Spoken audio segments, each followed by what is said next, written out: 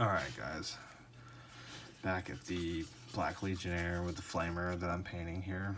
Gonna continue this. I'm just gonna record this while I'm doing it. The last time I did a video, got started, I kind of jumped the gun a little bit and I didn't talk about the brushes I use, the different kinds of brushes I use. I use a lot of different kinds of brushes, really. I have, Games Workshop brushes. I prefer to use Army Painter brushes. I've had these for a while. It's got a really great, triangular handle so they don't roll around on your desk, and they've got a pretty wide range of sizes. Now this is a detail brush. I was just going over to doing some of the more of the trim work, and this is really good to have a few different sizes. And this is a regiment brush. This is for a lot of the heavy work. The last video I did, I was doing all the major parts of the gold trim. I was using this regiment brush, pretty good. I've got some GW brushes. The one I use the most is this dry brush that I used in the last video. It's their large dry brush, I guess. I don't really like GW brushes, honestly. They were working pretty good for me for a long time, and then like about the same time they changed their paints over. They got some new brushes, and I was unimpressed. I think I bought, this one was the first one I bought, and it was just not that great, and I never used it. I used it like 2 or 3 times, and I was noticing the bristles were coming off, and they're really bad, really bad. There's a lot better quality brushes you can get for less money, and that's why I stick to Army Painter. Some of the ones that I use are, I've got backups and spares, but I use the regiment brush a lot that I showed you. And then, we have this detail brush here, and it's pretty good. I couldn't tell you the exact size. I know some people go all nuts with the sizes. And then we have the character brush, which is a little bit bigger than the detail brush. I've had these for a while. I've got a backup set over there. But tried and true. I mean, this was the first set of these that I bought, and I bought those a couple of years ago, and they're still doing great. They also have the other thing that I do use a lot are these 2 little brushes here, and these are what they call their Insane Detail and the Psycho. Now, if you look at how small the heads are on these brushes, I mean, they're really tiny. And I use these mainly for, like, no crap, just seriously eyeballs. If I feel like painting eyeballs on something, which I do, I'm an eyeball painter. That's pretty much what I use those for, or anything small like this guy here. This is an eye, and it's going to be an eye in the middle of that, so I will use those for that, for the layering. And if, like for instance, on these lenses on these Space Marine helmets, I use them for getting that transition from red to orange to yellow, and getting that dot that really makes it pop. That's what I use those for, the Psycho and the Insane Detail. So anyway, as I was saying, I was just tidying up from the last time I was doing this, so I was, I'm not really great painting with a camera in front of me, but I was trying to get these there's a few little things I missed with the gold last time, with smaller details like these little guys here. And if you'll notice, I'm just holding my brush kind of sideways, and I'm just letting the brush do the work. I'm not painting directly onto it, just dragging it across very slightly, just like that. And then, yeah, it's pretty much done. And, you know, once you get to the point where you put your wash on there, it's gonna look decent. We're gonna do the other side over here. Again, just, you know, don't have too much paint on your brush, just enough to make it work. Do what you're trying to do. You get like, it's one of the things that, you know, it's just like learned, you know, through trial and error. You're gonna make mistakes, you're gonna screw things up, and you know, you get better. But brush control takes a little bit of time to kind of develop. But once you've got it, and you can paint pretty much anything with a paint roller. But these little brushes help. So I guess that's gonna be good enough. It's kind of, yeah, trying not to be too much of a perfectionist, but so that's pretty much all the gold that I need to do right now. Well, I guess we may as well hit up the weapon. We're gonna have this gold bit right here. So I'm gonna try to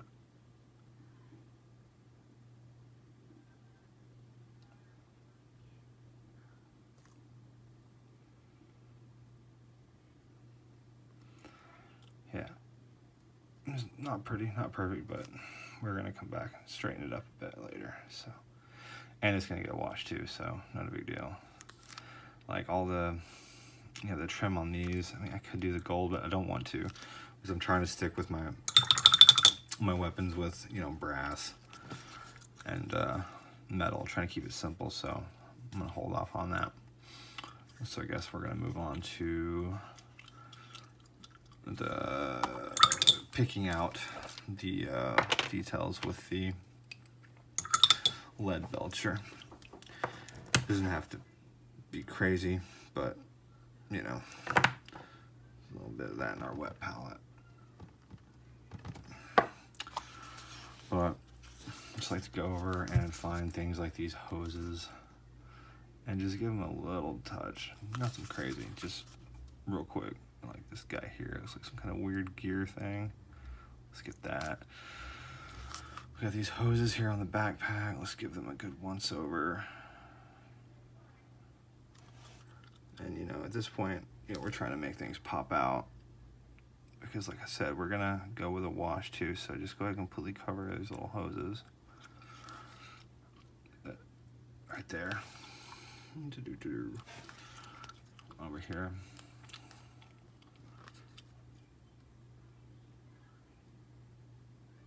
And just be pretty generous with it. You don't have to, you know, we're not worried about being 100% precise. Again, I keep saying that, this is the beauty of this style of paint job. We just want to get the big surface areas. These guys right here. And I guess what we're doing here is we're, you know, creating contrast on these black models. They're mostly black. So we're just picking out a few details with metallics that will give it a little character.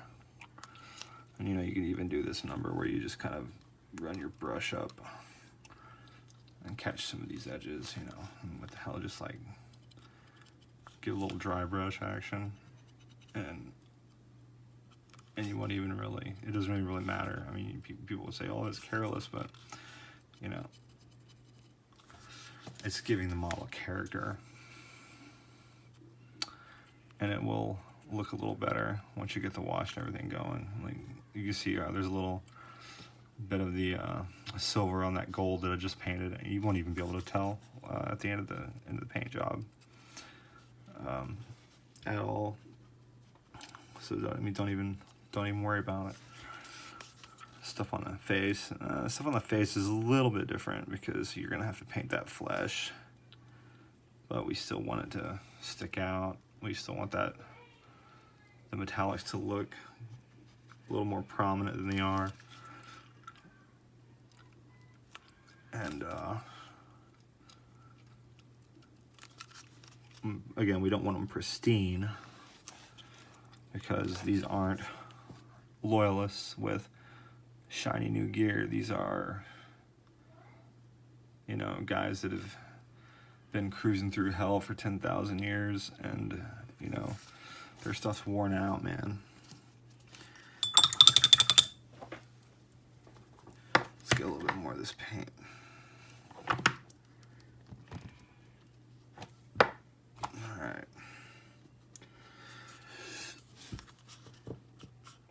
So now we got the backpack pretty much well and done. Now we're gonna go and hit this chainmail and between his legs right here. Just enough to catch the light, enough that you know it's there. And the other side, probably could be using a bigger brush with this. Oh, look at that! See, got a little dab on his leg. Not a big deal. Fix that in a second. I'm going to show it to you how to fix one of those boo-boos in real time. So let me get that chainmail nice and covered. I mean, you could, if you wanted to, you could paint this chainmail brown and then dry brush over it. It would look even better. But again, not going for that. I get some of this black I've left over from wet palette. See, didn't even have to open my bottle there. We're just gonna kind of dab it where that little streak is. You know, might take a little bit because of the nature of this paint that I use, that is air paint. I could just use regular paint, but you know, I've actually bought a pot of Abaddon Black that I was going to use, and frankly, if I can find an alternative for a GW paint in a project, I would rather, because I have nothing against their paint, nothing against their paint at all. I use a lot of GW paint, but the Abaddon Black, it was kind of shiny. It has a shiny look to it, and for what I wanted to do here, I didn't want to use it. So I'm just getting those straps on his chest. Nothing real crazy. I wanted it to be a little more matte, I guess, than what they were, you know, what the Abaddon Black does. Abaddon. I used it too interchangeably.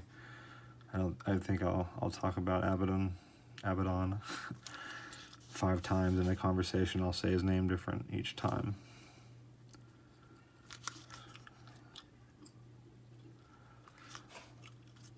Alright, so now I'm going to focus a little bit more energy on the weapon here.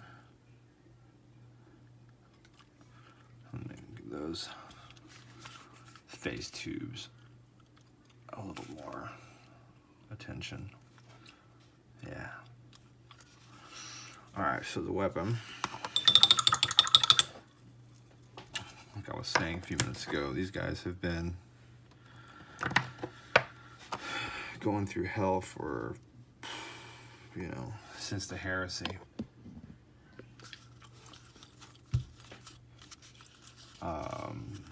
So we're just gonna, so their weapons are all like, you know, they're not like fresh and new. So we'll do a little bit there, a little bit there, you know, where the light would catch these hoses or barrels, whatever you want to call it. Hit up these right here with that little, I guess you would call it a bolt, I don't know. on the top here a little bit. It's a blade. Kiss that real good, real quick.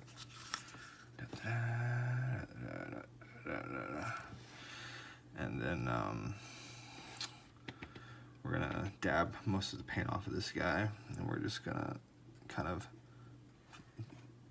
it's like a pressing motion. You're kind of pushing down and dragging kind of carelessly over it, you know, and that's creating kind of a distressed look. And it'll come together once you put the wash on it. I mean, it looks kind of like shit right now, but once you put the wash on it, it really fixes a lot of the problems. Like this guy here.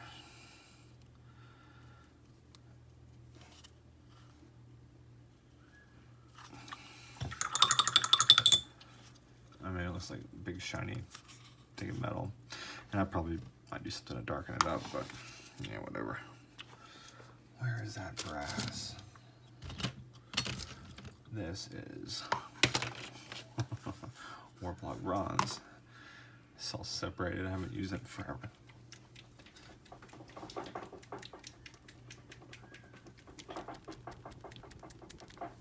Oh, good God. A little bit of that. Here on the ye old wet palette. And I'm just gonna hit this. This is probably a little, you know, I keep saying this is like a 30-minute paint job.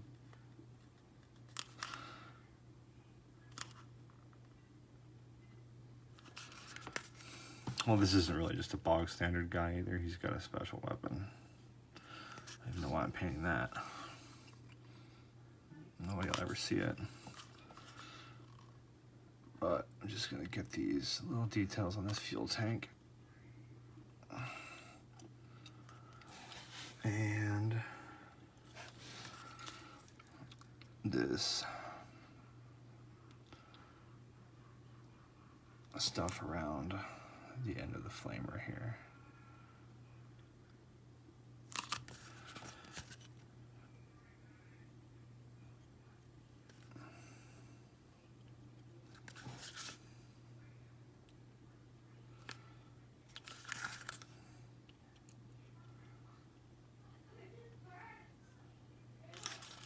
There, good enough. Good enough for me, man. Let's get this little bit right there. Yeah.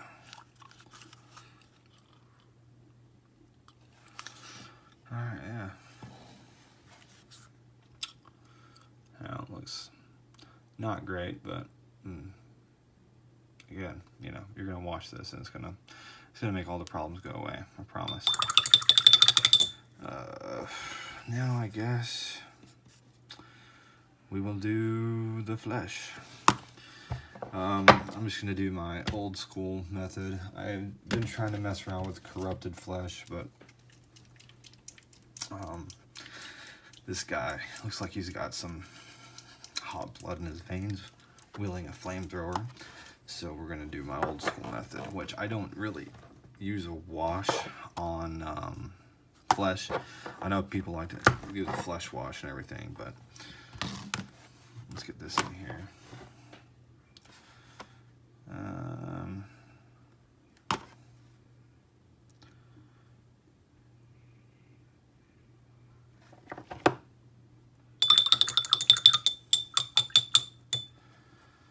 I need to figure out how to edit videos because I don't want to do the flesh right now. We're already at 20 minutes here. So I'm gonna watch this.